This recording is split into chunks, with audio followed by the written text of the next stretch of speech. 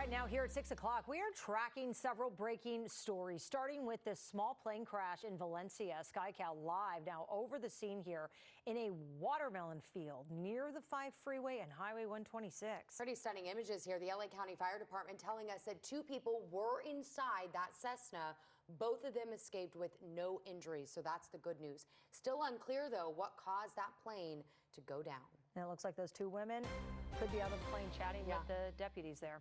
All right, more breaking news. An Amber Alert here. Police and CHP are looking for 20-year-old Dragan Antonescu. Officials believe that he has his 1-year-old son, Enzo, with him. They say he was last seen today around noon in the city of Industry driving this black Toyota Sienna minivan. CHP says Antonescu should be considered armed and dangerous, so anyone who sees them is asked to immediately call 911.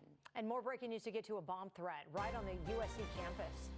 That's right. The threat was reported at the Levy and Doheny Memorial Libraries. Now, the buildings were evacuated and LA police swept the area, say there is no danger right now, but both of those libraries are going to remain closed until tomorrow morning, just as a precaution. So we'll track that one for you. Well, California loses a political powerhouse. His decades-long career helped shape the state's Democratic Party. Former Senate Pro Tem and U.S. Congressman John Burton has died at the age of 92. Burton was first elected to the Assembly in 1964, and with his brother Philip, climbed the congressional ladder for 60 years. He was known for his blunt, colorful language and drive to support California's underserved populations. He mentored some of the state's most prominent Democrats, including former House Speaker Nancy Pelosi. Burton stepped away from politics in 2017. In a statement, Governor Newsom said there was no greater champion for the poor, the bullied, the disabled, and forgotten Californians than John Burton. He was a towering figure, a legendary force whose decades of service shaped our state and our politics for the better. Newsom has ordered the flags at the state capitol to be flown at half-staff in Burton's honor. Well, an argument at an East Hollywood McDonald's drive-thru turns deadly. Police say a disagreement over a possible fender bender ended in gunfire, leaving 1 man dead and his fiancée injured.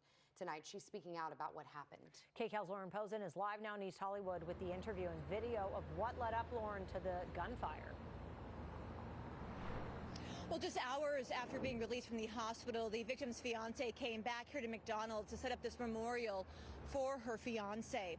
She says that she still has the bullet in her leg that the suspect fired at her, and this all started in the drive-thru at this McDonald's. When Karen Gonzalez Molina started recording on her phone, she thought she was just capturing whether she and her fiance hit the car in front of them at an East Hollywood McDonald's drive-thru. I'll get off and see. But now she's left putting a memorial up outside that same McDonald's where 36-year-old Feliciano Felix Curiel Martinez was shot and killed. Something that could have gone down a different way. You get me? Not use a gun. Why have a gun?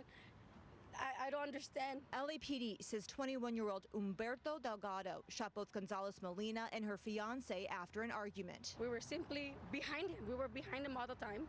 He was going and we were going. Our car has a sensor that it brakes. It brakes as soon as they see something. She went to check if there was any damage. Show me the damage. Show us the damage. Show me the damage. You're arguing over that a fender bender, whatever you want to call it, damage. Okay. Show me the damage because I don't see anything. Witnesses say they saw Curiel Martinez punch Delgado. But Gonzalez Molina says he did that because Delgado was verbally attacking her. I'm pretty sure my fiance saw the gun because his reaction, he just went in front of me. When I heard the gunshots I felt when it hit me right here. She tried giving her fiance CPR before paramedics arrived and rushed him to the hospital where he later died. Delgado stayed on scene. Police arrested him and booked him for manslaughter. Gonzalez Molina says they had every intention of making things right if they hit his car, and that this didn't have to end the way it did. It breaks my heart. I'm shattered, honestly. Like, I'm just don't even have the words or anything. I'm just trying to stay strong, but deep inside, I'm broken. Gonzalez Molina says that her and her fiance have a son that's in the 3rd grade. Her family has started a GoFundMe to help for funeral expenses. As for Delgado, he is in jail tonight on a $100,000 bail, and he will go in front of a judge sometime later this week to face formal charges. Reporting live in East Hollywood, Lauren Posen, Kcal News. Certainly an emotional interview there, Lauren. Thank you. A tragic crash in Long Beach. Police say a 3-year-old boy was hit and killed after running into the street. It happened last night near Artesia Boulevard and Rose Avenue. The driver did stay there on the scene. Police say the driver was not speeding or driving distracted at the time.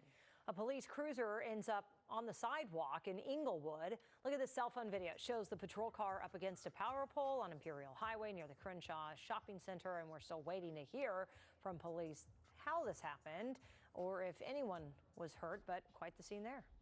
A garage up in flames in Westminster. A Tesla's dash camera, watch this, showing Orange County firefighters battling those flames last night. Crews quickly got everyone out of the house and stopped the fire from spreading to the house. Thankfully, nobody was hurt. Evacuation warnings are still in effect for parts of the Harupa Valley as fire crews, they get a hold of the pyrite fire. So this started Friday night just north of the 60 freeway. The fire has burned roughly 550 acres and is 20% contained. But you know, we had another warm day. We know a cool down is coming. Yeah, and those firefighters are probably looking forward to that. Meteorologist Olga Spina tracking, dare I say, fall-like temperatures. Olga, I don't even want to jinx it. I know. We are looking at temperatures much cooler, 10-15 degree drop in temperatures. So it is going to be feeling like a bit of an early fall. Right now, temperatures, though, feeling like summer. We're still in the 90s at the 5 o'clock hour from Santa Clarita into Woodland Hills as well as Van Nuys. Low 90s in Lancaster, and even for places like El Monte, 90 degrees, upper 80s in Pasadena as well as Burbank. So it is definitely a hot end to the weekend. As we head into Orange County, we're feeling some 80s and 90s for you as well. 92 in Yorba Linda as well as Lake Mission Viejo, Laguna Hills in the low 90s. And of course, the Inland Empire, one of those hot spots, still very warm this evening too, with 90s still sticking around. We're still in the triple digits in Palm Springs. Mountains feeling much cooler with 68 degrees as we take a look at Big Bear City. So temperatures haven't changed a whole lot from what we were feeling yesterday, but as we head into tomorrow, that's when we're going to start feeling those big changes. I'm tracking a big cool down coming up in just a few minutes. All right, Olga, thank you.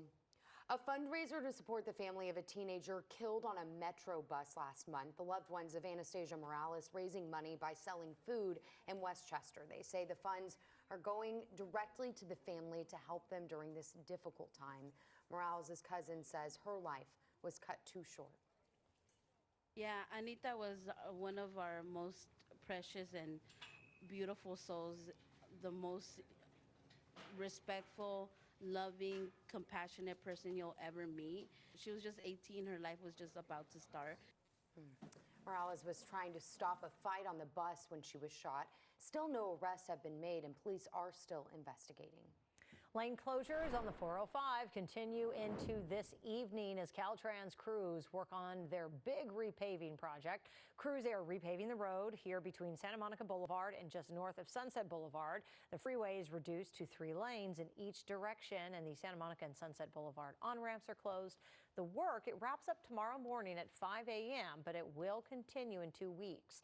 These closures will continue every 2 weeks for the next 6 months or so. And same scene, different location.